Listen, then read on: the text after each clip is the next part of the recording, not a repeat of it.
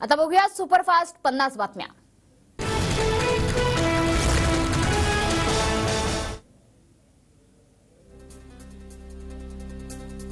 सांगलीत उमेदवारी अर्ज दाखल करण्यासाठी स्वाभिमानीचा उमेदवार घोड्यावर स्वार। महेश खराडे सांगलीचे स्वाभिमानी शेतकरी संघटनेचे उमेदवार।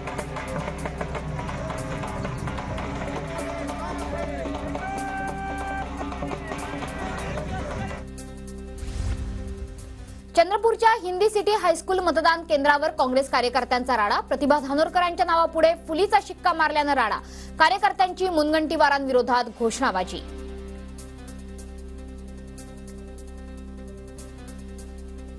धाराशिवच्या महायुतीच्या उमेदवार अर्चना पाटलांनी उमेदवारी अर्ज भरला। अर्ज भरण्यापूर्वी अर्चना पाटलांचं शक्ती प्रदर्शन। मंत्री तानाजी सावंत, संजय बनसोडे आणि महायुतीचे आमदार उपस्थित। शेकाप नेते अनिकेत देशमुखांची माढा लोकसभेतून माघार। शरद पवारांसोबत सकारात्मक चर्चा। मोहिते पाटलांवर असलेली नाराजी दूर। अनिकेत देशमुखांची प्रतिक्रिया। शेतकरी कामगार पक्षाकडून माढा लोकसभेसाठी उमेदवारी अर्ज दाखल। शेकापच्या सचिन देशमुखांनी भरला उमेदवारी अर्ज। महादेव जानकरांचे पुतणे स्वरूप जानकरांनी माढा लोकसभेतून उमेदवारी अर्ज दाखल केला। मायावतींच्या बसपामधून उमेदवारी अर्ज भरला। बारामतीतील कन्हेरी मारुती मंदिरात सुप्रिया सुळेंनी फोडला प्रचाराचा नारळ। देशात कष्टकऱ्यांचं शेतकऱ्यांच्या हिताचं राज्य येऊ दे, सुळेंचं देवाकडे साकडं। माढा लोकसभा मतदारसंघामध्ये अभय जगतापांचं बंड शमवण्यात पवारांना यश। धैर्यशील मोहिते पाटलांच्या पाठीशी ठामपणे उभा राहणार। अभय जगतापांकडून मोहितेंना साथ। लोकसभा निवडणुकीत संभाजी ब्रिगेडचा महाविकास आघाडीला अधिकृत पाठिंबा। संभाजी ब्रिगेडचे अध्यक्ष प्रवीण गायकवाडांची माहिती। सोलापूर लोकसभा निवडणुकीतून एमआयएमची माघार। ओबीसींच्या आदेशानंतर पक्षाचा निर्णय। नांदेडच्या मुखेडमध्ये खासदार अशोक चव्हाण यांच्या सभेदरम्यान मराठा आंदोलकांचा गोंधळ। समजूत काढल्यानंतर सभेला पुन्हा सुरुवात।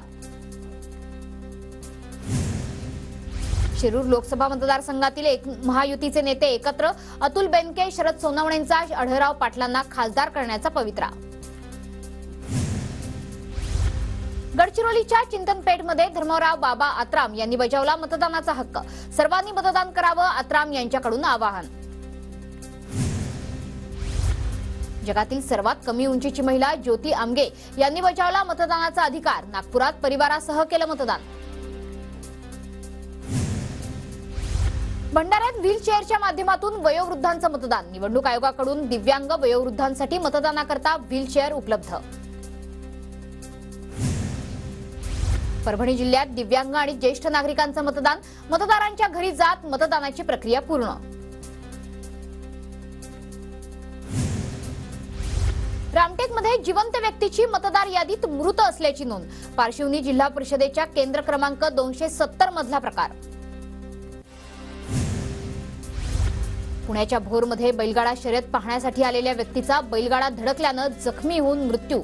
विष्णू गेनबा भोमे असं मृत्यू झालेल्या व्यक्तीचं नाव। परभणीच्या गंगाखेडमधील 10 गावातील ग्रामस्थांचा निवडणुकीवर बहिष्कार। रस्त्याच्या मागणीसाठी ग्रामस्थांचा आक्रमक पवित्रा। वाशिममधल्या कोयाळी जाधव गावातील नागरिकांचा लोकसभेच्या मतदानावर बहिष्कार। गावासाठी मंजूर झालेले आरोग्य उपकेंद्र 4 वर्षांनंतरही सुरू न झाल्यानं नागरिक आक्रमक। गडचिरोली जिल्ह्यातील मतदान केंद्रांवर सुरक्षा देणारे 600 होमगार्ड हे मतदानापासून वंचित। यावर्षीही टपालामार्फत कर्मचाऱ्यांचं मतदान न घेतल्याने 600 होमगार्ड मतदानापासून वंचित राहिले।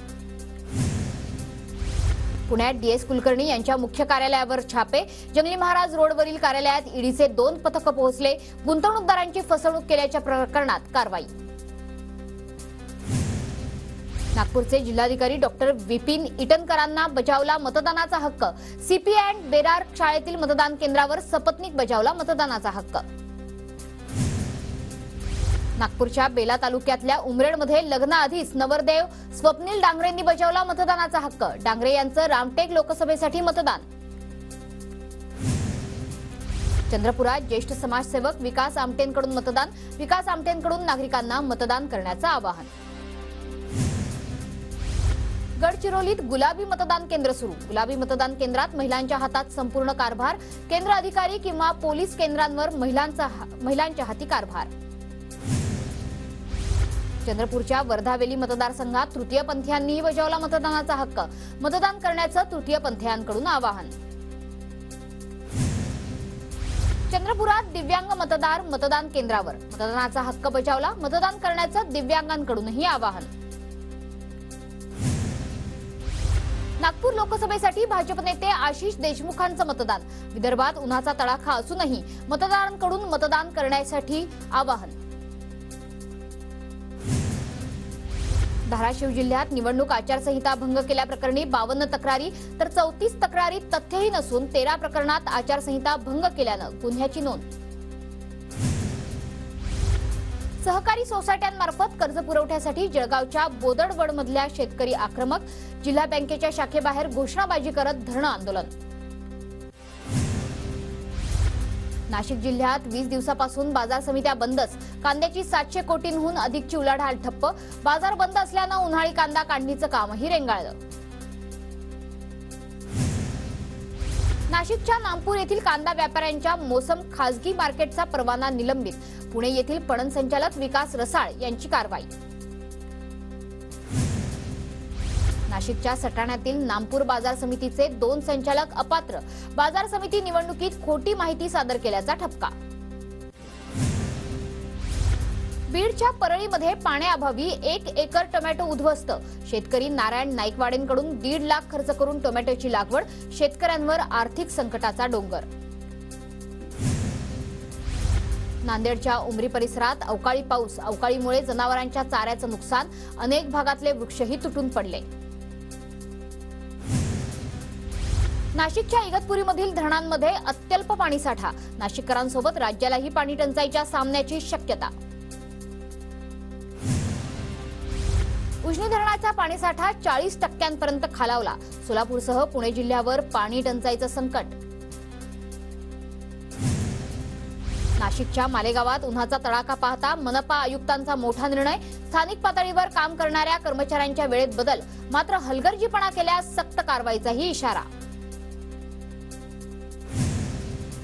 पुणे शहरात काल तापमानाचा पारा 41 अंश सेल्सिअसवर। यंदाच्या उन्हाळ्यातील उच्चांकी तापमानाची नोंद तर हडपसरमध्ये 43 अंश सेल्सिअस तापमानाची नोंद। आषाढी वारीसाठी ज्ञानेश्वर पालखी सोहळ्याचं 29 जूनला प्रस्थान। पुणे सासवडला 2 दिवस तर लोणंदला 2.5 दिवसाचा मुक्काम। पंढरपूरच्या विठ्ठल रुक्मिणी मंदिरात चैत्र शुद्ध कामदा एकादशी सोहळा संपन्न। विठ्ठलाच्या दर्शनासाठी 3 लाख भाविक पंढरीत दाखल। धाराशिवमधील येडेश्वरी देवीची चैत्र यात्रा 23 ते 28 एप्रिलमध्ये होणार। यात्रेची सर्व तयारी पूर्ण। साताऱ्याच्या निनाम येथील शेकडो वर्षांची परंपरा असणाऱ्या ज्योतिबाची सासनकाठी रवाना। एकादशीच्या मुहूर्तावर कोल्हापुरातील ज्योतिबा यात्रेसाठी पायी रवाना।